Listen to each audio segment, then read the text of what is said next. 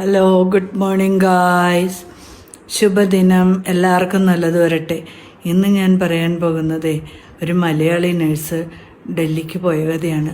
Malayali nurse ഡൽഹിയിൽ പോയിട്ട് ആദ്യമായിട്ട് ചെന്ന് ഹിന്ദിയൊന്നും അറിയില്ല. അപ്പോൾ അവൾക്ക് കുറച്ചൊക്കെ ഹിന്ദി പഠിച്ചിട്ട് ഒരു പേഷ്യൻ്റ് ബ്ലഡ് എടുക്കാൻ പോയി, ബ്ലഡ് ടെസ്റ്റിന്.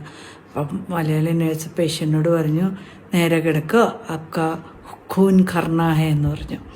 അപ്പോൾ ഖൂൻ കർണായ എന്ന് പറഞ്ഞു കഴിഞ്ഞാൽ നിന്നെ കൊല്ലാനാന്നാണ്. അപ്പോൾ ആപ്ക ഖൂൻ ലേനായ എന്ന് പറഞ്ഞാൽ ബ്ലഡ് എടുക്കാൻ വേണ്ടിയിട്ടാണ്. ബ്ലഡ് എടുക്കാൻ പറയണതിന് പകരം ഖൂൻ കർണായ എന്ന് പറഞ്ഞപ്പോൾ പേഷ്യൻ്റ് എഴുന്നേറ്റ് ഓട്ടത്തോടോട്ടം. അപ്പം കൂടെ സീനിയർ നേഴ്സ് വന്നിട്ട് ചോദിച്ചു, എന്ത് പറ്റി പേഷ്യൻറ്റിനോട്? അപ്പോൾ പറഞ്ഞു, അവർ എൻ്റെ ഖൂൻ കർണക്കലിയായെന്ന്. അന്നേരം സ്റ്റാഫിനോട് ചോദിച്ചു, എന്താ സംഭവിച്ചതെന്ന്. പൊതുവെ വന്ന നേഴ്സ് പറഞ്ഞ്, ഞാൻ അങ്ങനെ പറഞ്ഞു. അയ്യോ.